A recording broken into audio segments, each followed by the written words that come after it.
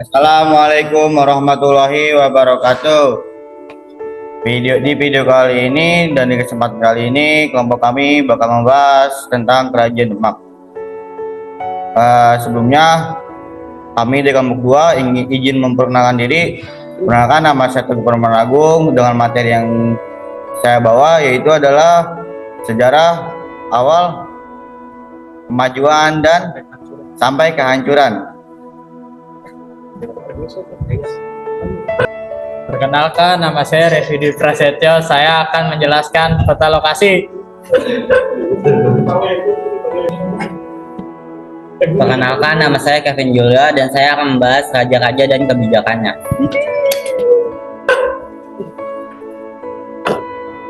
Nama saya Reza Dagatriansa. Saya akan menjelaskan peristiwanya. Saya Muhammad Haikal akan menjelaskan peninggalan Kesultanan Demak. Identitas Kerajaan Demak adalah kerajaan pertama yang berdiri di Jawa pada perempatan akhir abad ke-15 di Demak. Demak sebelumnya merupakan Kabupaten Majapahit yang telah melemah saat itu untuk beberapa tahun sebelum melepaskan diri dalam cerita tradisional Jawa yang muncul di kemudian hari.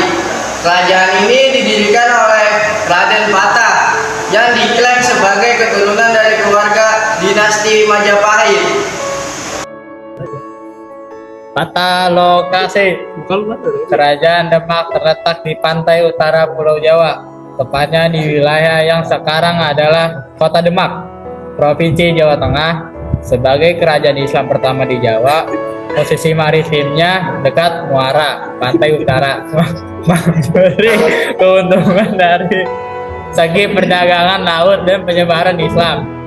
Koordinat geografis lokasi Kabupaten Demak modern antara 6 derajat 43. Selanjutnya yaitu adalah sejarah awal dan kejayaan Demak. Sejarah awal Kerajaan Demak dimulai pada akhir abad ke-15 sebagai kerajaan Islam pertama di Pulau Jawa. Didirikan di tengah kemunduran Kerajaan Majapahit, masa kejayaannya di bawah Sultan Trenggana.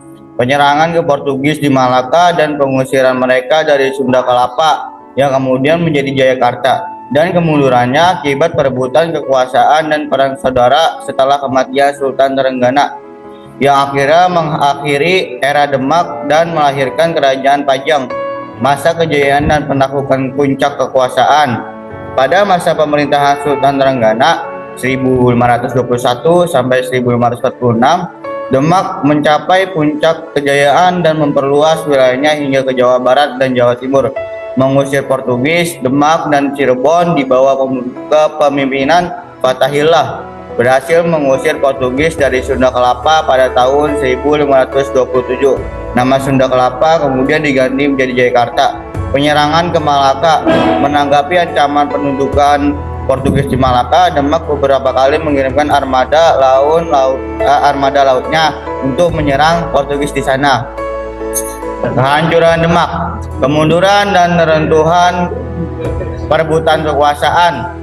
Setelah Sultan Trenggana wafat pada tahun 1546, terjadi sengketa takhta yang memicu perang saudara di antara keluarga kerajaan, pembunuhan dan pembalasan dendam. Perebutan kekuasaan berujung pada terbunuhnya Sunan Prawoto oleh Arya Penangsang. Kemudian Arya Penangsang dibunuh oleh Jakatingkir, Sultan Hadiwijaya. Berakhirnya Demak, Jakatingkir kemudian mendirikan Kerajaan Pajang dan memindahkan pusat pemerintahan, sehingga Kerajaan Demak secara efektif berakhir.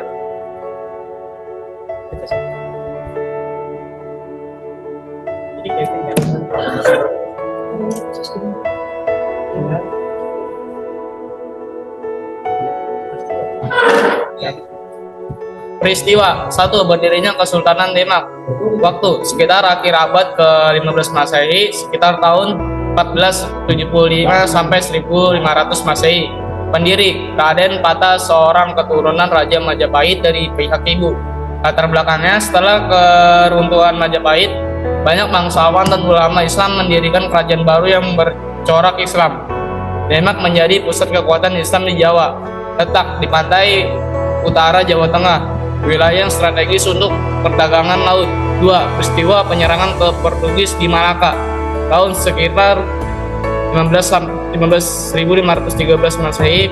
Pemimpin Patiunus atau Adik Raden Patah. Tujuan mengusir Portugis yang menguasai Malaka dan mengganggu perdagangan Islam. Hasilnya serangan gagal, tapi menunjukkan semangat jihad dan perlawanan terhadap penjajah Eropa.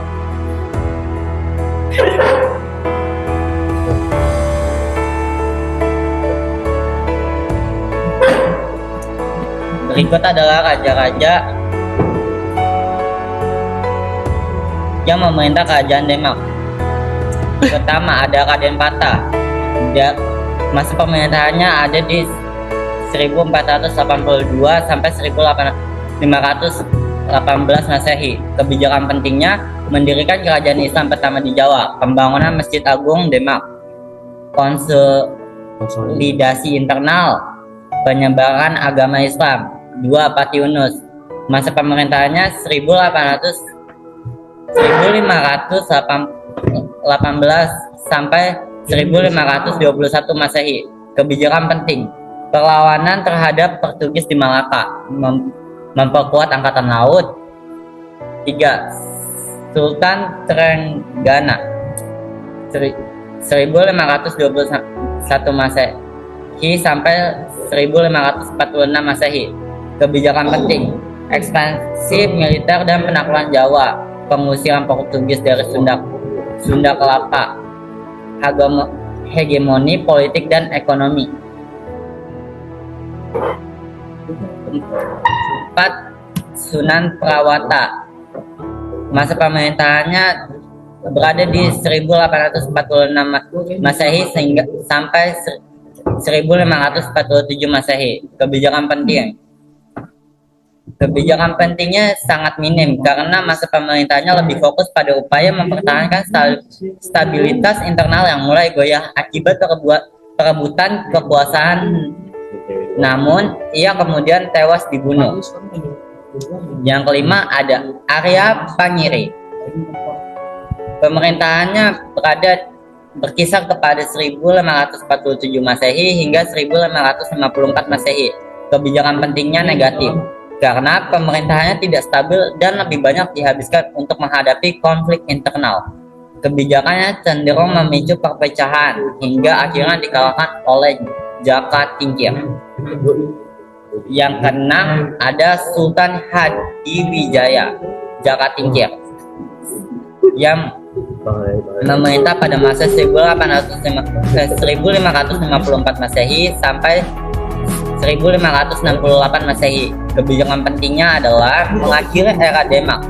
Kebijakan terpenting adalah memindahkan pusat pemerintahan kerajaan Demak ke Pajang, yang secara efektif mengakhiri keberadaan Demak sebagai kerajaan utama dan memulai era Kesultanan Pajang.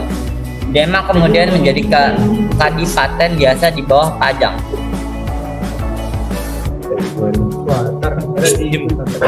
Peninggalan Kesultanan Demak, yaitu saya hanya menyebutkan 3. Pertama, Masjid Agung Demak, simbol utama kejayaan Demak sebagai kerajaan Islam pertama di Jawa dan didirikan sekitar abad ke-15 oleh Raden Patah bersama Wali Songo. Arsitekturnya khas Jawa dengan atap tumpang 3 melambangkan iman, Islam, dan ihsan. Yang kedua yaitu situs Kolam Wudhu, terletak di kompleks Masjid Agung Demak, digunakan sebagai tempat bersuci sebelum sholat, menunjukkan tradisi Islam yang kuat sejak masa Demak.